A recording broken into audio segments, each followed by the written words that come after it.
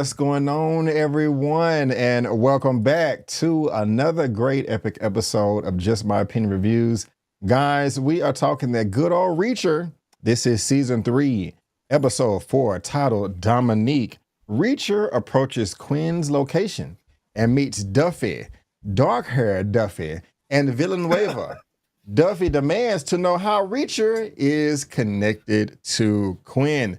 Ladies and gentlemen, boys and girls, this is going to be a spoiler-free recap, okay? Me and my guest are going to spoil this up, down, left, right, in and out. As if you've already seen it, that is your warning. And speaking about my guest, Mr. Lamont Tyson, how you doing, sir? How you doing? I am good, ladies and gentlemen. I'm back trying to get this thing right. Happy to be here with my brother. Already. Y'all subscribe to his channel, subscribe to my channel. Let's get into this. Reacher has killed Dookie Man, Captain Duke, blew his head off.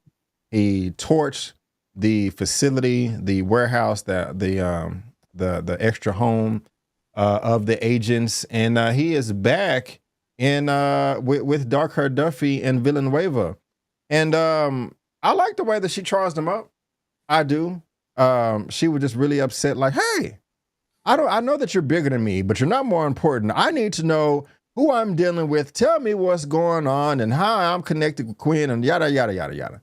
But before all that, man, I'm kind of jumping ahead. How did you feel about the episode? Did you like it? Did you hate it? Are you somewhere in between? I know you said you liked the first 3 episodes, but we would have been comparing them to the first 2 seasons. And, you know, they left us off at episode 3 with Duke being shot. And now Reacher is number 2, according to Beck. How'd you feel about the episode, Lamont? I like the episode. I'm still wondering, when is Paulie going to find out that Reacher is his boss? I like that this show and the writers do such a damn good job of giving flashbacks to what's going on currently. I know there are a lot of people and writers who some would say that's lazy writing. But if the writing and everything works, it's not lazy writing, it's good writing. It's lazy when it's bad. And I really enjoyed the way they weave his backstory so we can really understand how he got to be Reacher that he is today with all the great people that he's met. And I really, really did like Dominique Cole. Damn. Yeah, I did too, man. Rest in peace. But, you know, we're definitely going to be talking about her in just a moment. But I gotta rub it in your face a little bit, Lamont. I gotta rub it in your face a little bit. I asked you, my brother, I was like, hey, do you think that McCabe and Quinn are the same person? And you said no. But it turns out they are the exact same person, man. And man, what a way Reacher thought he went out. But are you surprised by that? Or were you just messing with me the whole time and knew that they were the same person? And you were just kind of giving me a hard time. I still don't believe they're the same person. What? Nope. Okay. I heard what they said on the show, and that was not confirmation from me. So when we get closer to the end of the season and it's revealed that McCabe is the damn son, or that the son is orchestrating everything, you would be like, Lamont, you remember episode 4 when I tried to rub your face in your son's poopy diaper? I'm going to be like, yep, B. Avery's your turn. I don't believe it. Okay. So you still over there thinking that the son, Jeremy, is the ringleader? Yep. Okay. Well, we definitely going to see. And Quinn is not McCabe. Quinn and McCabe are 2 different. Nope. I'm sorry. I disagree, but that's okay. That is okay. You guys let us know in the comment section. Did you know that Quinn and McCabe was the same person? Let us know, or is this a surprise to you? We're very, very curious. We are very, very, very, very curious. The next thing I want to talk about, Lamont, okay, you talked about Dominique. She is the titular character of this particular episode. And I loved her too. She was great. Her name is Maria Robinson. Woo. This is what the sister looks like right here. And this is the first time I've ever looked her up on IMDb, but I am a fan of hers. Let's see what she has coming out with next. And if you are excited about any of these, or have seen any of her past work, let us know in the comment section as well. Have you seen any of these, Lamont? Yes. I've seen, scroll back up, please. Chicago Med. Okay. Me and my wife, we watched this stuff together. And it was another one you passed by that I've seen, but I've not seen her in any of the things that I've seen that you showed Oh, on her IMDb. okay. Well, I'm pretty sure we're both going to keep a lookout for her. But Lamont, as human beings, man, people in authority, people in general, nobody likes change for the most part, especially when Mhm. you have your routine down. You know your assignment. It's like clockwork. You come in, you do your job, you leave. Everything is smooth sailing, no issues whatsoever.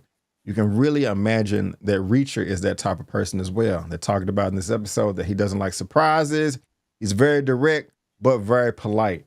And when you run a tight ship like Reacher, the last thing you want is your superior coming there and say, "Hey, man, I got a rookie. I need you to show them the ropes. They're going to shadow you, teach them everything you know." That can be an honor, but it can also be extremely annoying. But it's few times, in my opinion, Lamont, to where when you can get a protege and they're perfect. They listen, they comprehend well, they communicate well, they're easy to get along with, they're courteous, polite, 10 across 10 across the board. And that's what we had with Dominique, man. I mean, it was like the perfect match between them. You know, Reacher's at the top of his game. He got the top of his game rookie. And it may be disrespectful to call her rookie. I love their relationship. I love their dynamic. I love the professionalism in between them. I like the way that Reacher was reading the scene, like, oh, Jonah over here got a crush on her, and not even going hate or throw no shade. You know what I'm saying? Gonna try to give old boy alley-oop. Didn't work out in the end. We're gonna talk about that. But it's just like the painting was on the, it was written all on the wall. As soon as like Dominique walked up in there, man, I'm like, damn, I don't think she's gonna make it out of this episode, and they're gonna show just how evil and sinister not Quinn McKay really is. But I know that was a long little intro for our next section. But I really did like Dominique, man. I thought she was a dope ass character. I was rooting for her from beginning to end. What do you say, sir, about my little assessment there? Dominique was amazing. I'm gonna call her Dime Piece Dom. She was amazing, Yeah. and the connection between her and Reacher, and the fact that this show has done such a good job of having a inclusive, diverse cast, and they all can act their butt off, just goes to show you some of the things Reacher was trying to teach her as a woman and as being a rookie. In the end, when he wanted her to go and arrest Quinn. But throughout the episode, we had the opportunity to see Dime Piece Dom show that she is good. And when she got dropped on Reacher, her superior said, "You're going to like this girl. She might be a rookie, but damn, she can do the job." It didn't take Reacher but 2 minutes to figure out this chick is tight because she read him like the Bible on Sunday. And by the end of their first conversation, he was getting her coffee black. And Yes. so I really enjoyed the dynamic and would have loved to see more. And I guess I almost want to say Dominique was his first kind of what's the girl name right now? Guy Niggly. and Lord, she Niggly. was Neegly. That was his first Neegly, and I would love to say that she could have been better than Neegly, but she wasn't, because at the end of the day, Neegly has not been killed. Dom Piece Dom got killed, but she could have been something. Yeah, yeah. You're right, man. This is his first Neegly, and we'll see if later on in the season, if they kind of bring that back around, circle it back around, tie that together. That would be interesting. That also could be a reason why Reacher has been giving Neegly the cold shoulder up until this point. You know what I'm saying? Like, damn, I don't want the same thing that happened to you that happened to my first girl over here, Dominique. Because I was feeling some type of way about that. I'm like, man, this is Neegly here. She 10 toes down, all the way. Yeah. Don't piss her off. You know what I'm saying? So, that's quite interesting right there. Go ahead. Did you? So what they have done, and writers, you did a great job. He's been having flashbacks of that barn this whole season. Even when he had a conversation with Neegly, he had PTSD flashbacks of that barn. And now we know why. When he opened that door, he seemed one of the first people he really felt like was his mental equal in the battlefield, basically had her stomach cut off. And that's when he shut Neely down, because Quinn puts that taste in his mouth and he does not want to lose Neely, who has probably replaced Dime Piece Dominique as friends in his Rolodex that think just like he does. Yeah. Right on, man. Also about this and Reacher's character, I love his mannerisms because, he's very manly, the stereotypical manly, stoic statue type figure, or, big brute, doesn't really show that much emotion. But he did in this episode a lot with his body language and facial expressions. Once when he said, "Hey, tell me what you think about this report while I get some coffee," and Dominique was like, "Oh, it's coercion. I want black with no sugars or some sugars." Just the look on his face, like the way he just kind of looked and turned, twisted his shoulders and back, like that kind of like affected him. Like he respected her. I just like that. How he expressed himself with emotion right there. Or out of the flashback in present day when dark-haired Duffy first asked him, "Okay, how does Dominique relate to this case, or Quinn relate to this case?" He had pause and he kind of just looked to the side and looked off. I just like how he's showing his vulnerability in certain moments and scenes like this when it comes to people that he really does care about. He's not just a giant beast that can crush your head. He's kind of like a little teddy bear too. But on top of that, I kind of mentioned it earlier. The relationship between them was 100% platonic. And old boy was trying to really shoot his shot. You know what I'm saying? Like, hey, you know what I'm saying? I got the reports right here. I got the bow with the bullet points and the highlights right here, all the rainbow colors. You know what I'm saying? It's in alphabetical, numerical order right there for you, Duffy. And even right there, what's his name? Reach is looking like, bro, really? What is this? What are we doing over here? You trying to shoot a shot. He did it in a subtle way. He didn't cross the line of it being inappropriate. But to a male, you know what I'm saying? We gonna know what's going on. After all I just said, comment on that. But also, do you think that Dominique Cole was completely oblivious to his his advances, or you think she was ignoring him? She was ignoring him. She knew he was trying to holler. She was ignoring them weak ass lines. Dude, if you're gonna holler at a woman, you gotta come strong. You gotta make her laugh. He didn't even get her to crack a smile. So I like the advice Reacher gave him. Ask her on a date, bring her some flowers, but don't bring no roses. Everybody bring roses. Ladies and gentlemen, I've been on that game since I first met my wife. When I first met her, I didn't bring her no damn roses. I brought her beautiful cacti that had blooms on them. And she looked at it, and she looked at us like, "This is nice." Yeah. I said, "This is me." But anyway, back to homeboy shooting the shot. Ultimately, him trying to shoot his shot made him vulnerable, B. Avery. Reacher told him when they first got into that fight, when they found the guy with the cash. He was like, "Look, you trying to protect her because you like her could have got us all killed." Yeah. And when they found him at Quinn's crib, he got shot in the back trying to protect Dime Piece Dominique. Yeah, man. Like Reacher said, man, I don't know exactly what he said, but go back and watch the episode. You'll get the exact quote, turning your back on somebody that you like or something like that.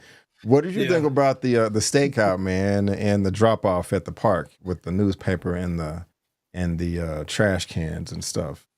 I thought. Go ahead. I'm sorry, B. I thought it was clever writing because for whatever the reason, it seems like in every crime show or every drug show or every show where there's arms dealing, things take place in somebody's park. Always. Yeah. I mean, think about it. It's somewhere near a park with kids, with playgrounds or something. And for them to misdirect and cover up a trash can with the driver's van, you don't know what that man did actually once he got behind the van, inside the van, wherever he was at with the van, and pulled away. I thought that was pretty clever writing, and I liked the scene. But I'm with Dime Piece Dominique. She was like, what if a sniper is looking. And when they went to that first trash can, and it was nothing in there, and he put some kind of magnet on the trash can.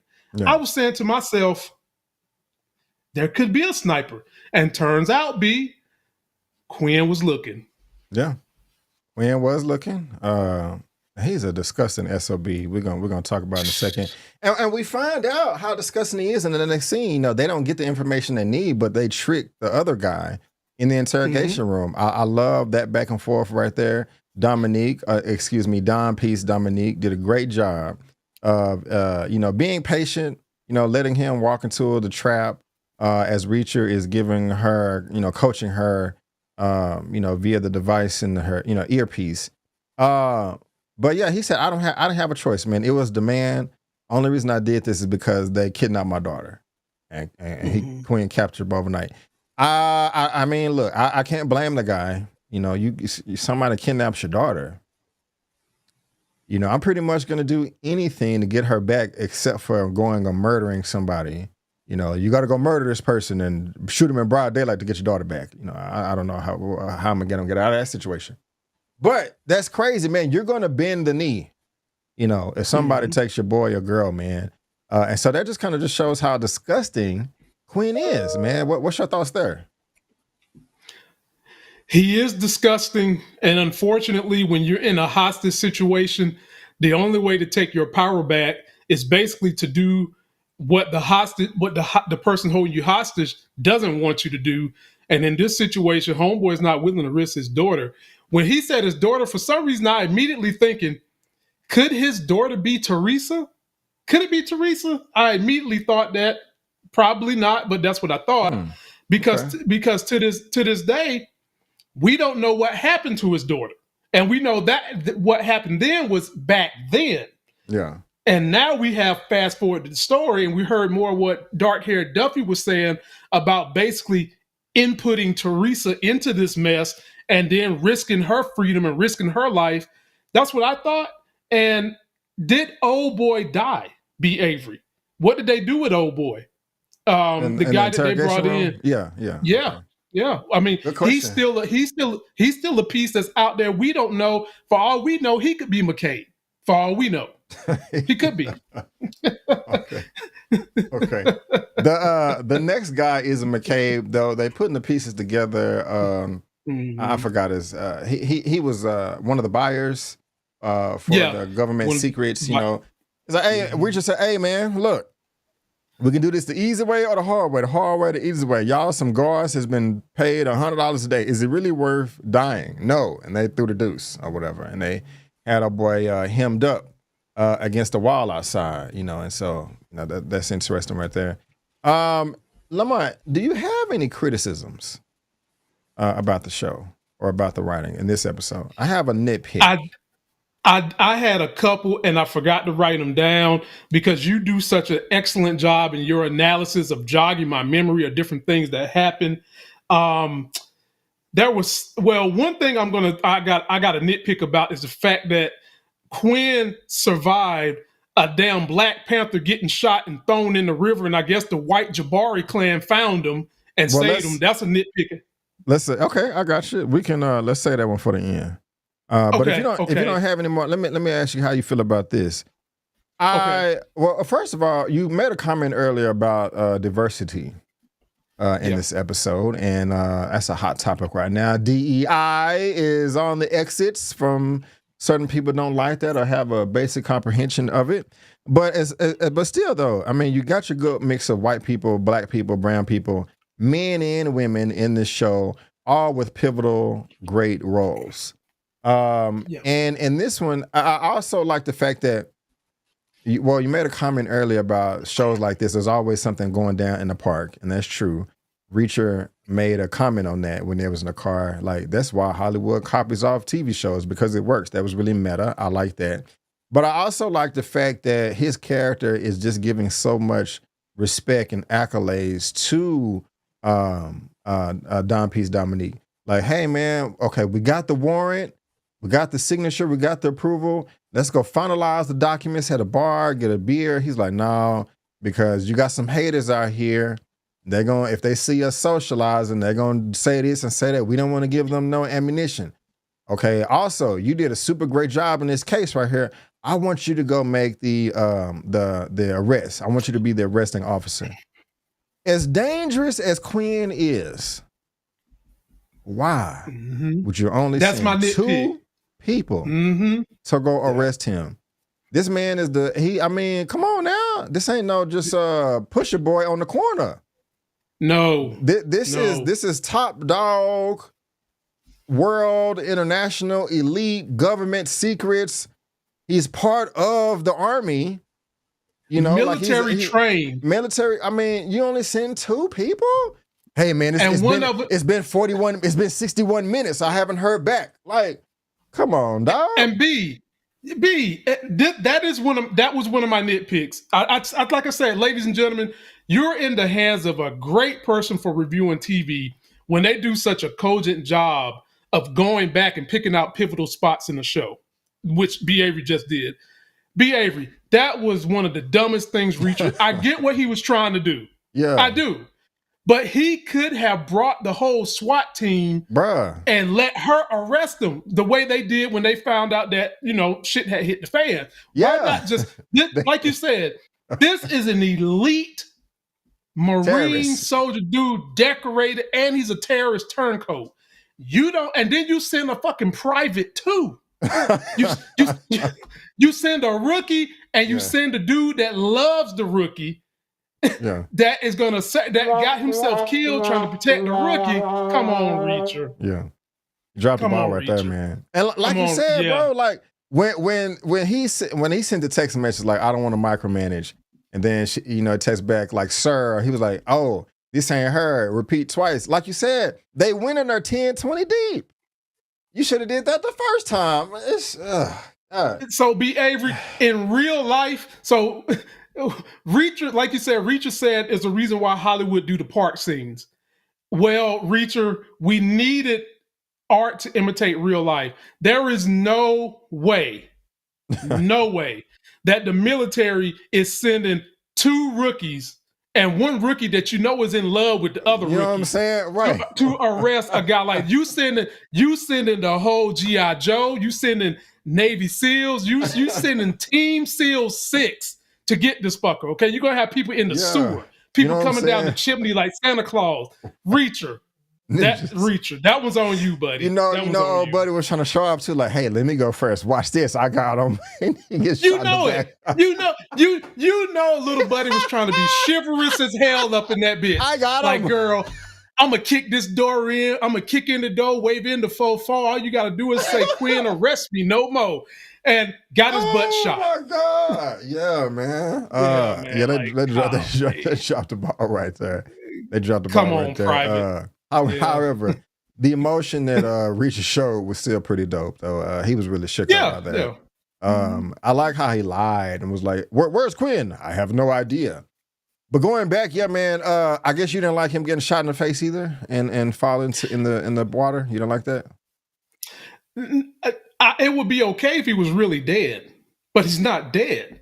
If he would have been shot and he's dead, I would be fine with it. But he got shot in the face. Then he fell like 2 football fields into the water, like I said, like Black Panther. And then I guess the white Jabari came and saved his ass, plucked the bullet out of his face, and he's alive and well.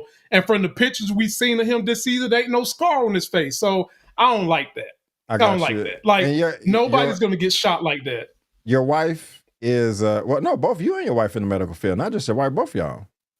Your wife's I'm not in the medical field anymore, but I was, yeah. And she's still in the medical field. I was just going to basically say both of y'all have more medical experience than I do. So is that impossible? Is there no scenario where in real life Quinn, and I'm not trying to be ugly, I'm genuinely curious. I mean, it depends on how deep the water was. Under real deal circumstances, that's highly unlikely. That's TV. I'm talking 1 in a billion chance that would happen. And here's an example. Now, 50 Cent done been shot in the face 5-6 times and survived. So, but he didn't have to plunge 2 football fields into a raging water either, Yeah, that is So a yeah, reach. Okay, yeah, okay, that's it. okay. Just like Reacher reaching, that was a reach. Yeah.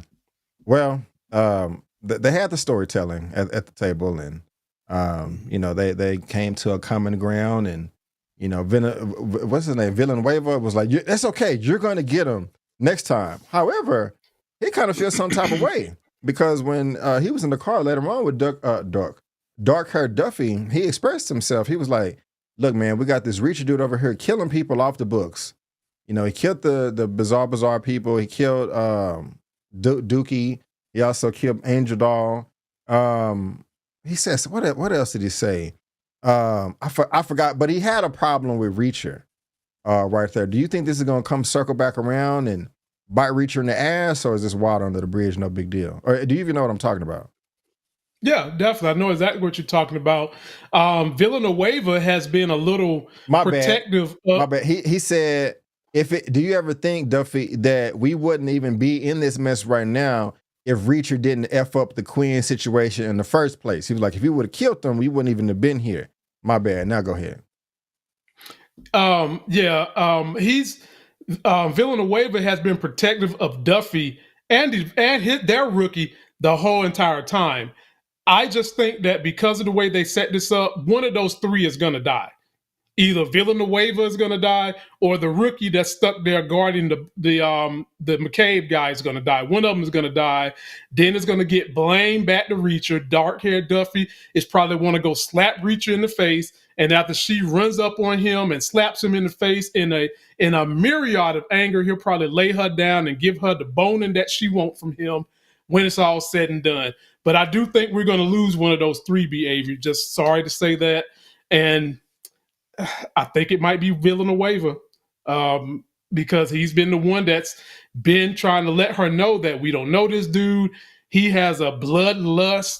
We need to keep an eye on him. He's been saying that the whole season. So I think we might see him get lost. Well, all right, Lamont, I'm going to take a little page out your book, how we used to do on your channel with power. Oh, Lord. We got the notepad and the pen. We're gonna play some. So the first game we're gonna play is who is gonna die, and Lamont says out of the rookie that's being the bodyguard, that's holding the bodyguard, dark-haired Duffy or Villanueva. You think it's gonna be Villanueva that's gonna die, right? Yeah, Villanueva, definitely. Villanueva. Okay. Number 2, is Reacher and dark-haired Duffy gonna smash? But if they do smash, what episode is it gonna be in? Here's the problem, B. Avery. Okay. You've got two competing forces trying to smash with Reacher. As you can see, the other Handmaid's Tale lady bringing them clothes, looking at them. Oh, I forgot about her. Yeah, we've got to discuss her because right now I'm kind of on the thing that she might be an insider somehow, some way. Oh. And even if she is, that wouldn't stop her from wanting to sleep with Reacher. The way she looked at Reacher when he was sipping on that coffee and eating his damn BLT, and the way she was questioning why he's asking questions kind of made me think that she might be some kind of insider. But when he was thirst trapping, opening the damn door in his too short drawers, and you see the way she was looking, he was thirst trapping. So, he was thirst trapping. Yeah, just like he was thirst trapping Duffy when he got out the damn river. Yeah, he was thirst trapping. I think he might smash both of them. Okay. But if he's gonna smash Duffy, it's probably gonna be, if it's not this next episode, the episode after that. And if you want to put me down on record for him smashing Handmaid's Tale, I'm gonna say that'd be episode 6. Okay, no. So both of them are episode 6, and also Handmaid's Tale is an agent. Handmaid's Tale agent. Also, that Jeremy is the ringleader. Okay. Yep. And we know Reacher not gonna die. Is the dad gonna live or die? What about the dad? Is Beck gonna live or die? That's a good question. As of right now, I have no idea about Beck. I know this is what I want to know. when Reacher was out there teaching his son and Beck was looking through the window, I want to know, how did that make Beck feel? Did that make Beck feel like I did a good job in picking the number 2? Or was he looking at it like, damn, this dude is stepping overstepping his bounds, is basically what I'm saying. So I'm curious to see where that goes. But I like that question. I don't know about. Yeah, that's what I'm thinking. Because you saw the way he was looking. Yeah, he was looking out there, and he saw Reacher, and it came out there too. Like, he gave him an assignment, but he did break it up. Yeah, broke it up. Definitely. How do you feel about that? Just on the outside looking in, your viewpoint, Lamont. Do you think that he was looking at it like, okay, I got a nice number 2. He's a good asset teaching my son how to defend himself. Or wait a minute, he's over there, stealing a Kodak moment that I should be having with my son. How dare he? He's overstepping his boundaries. How do you feel? Two things can be true. He might felt like he might felt like he should have been having that Kodak moment with his son, because obviously their relationship is frayed more than a high wire hanging from the circus. Right. And he didn't like how Reacher was kind of bonding with him. Yeah. And then at the same time, he might have, feel some kind of way that Reacher is teaching him, because his last number 2 just thought his son was pure shit. And Reacher doesn't view his son like that. Yeah. So when this all hit the fan, Beck might be very sympathetic to Reacher when he finds out that Reacher was really on his own self-mission. Okay. I must be honest with you, B. Avery. I must be honest with you. The fact that Reacher and Jeremy is bonding so much scares me about my theory that Jeremy could be the ringleader of everything. It scares me a little bit. I'm going to stick with it, but it does scare me a little bit. I got you. I mean, hey, sky's the limit. I just think that's highly unlikely, but I would love to be surprised, my guy. I would love to be surprised. It's funny too, because he was like, hit me. He was like, I don't want to hurt you. He was like, are you serious? It's like, man, why would you even say that? That's crazy. Also, he's like, you're always going to be the weaker one in the fight. I'm like, Jesus Christ. Yeah, that was mean, harsh, but excuse me, it was necessary. I'd rather have my feelings hurt and know the truth than, be told a lie and not know what the hell is going on around me. And be taught a good lesson.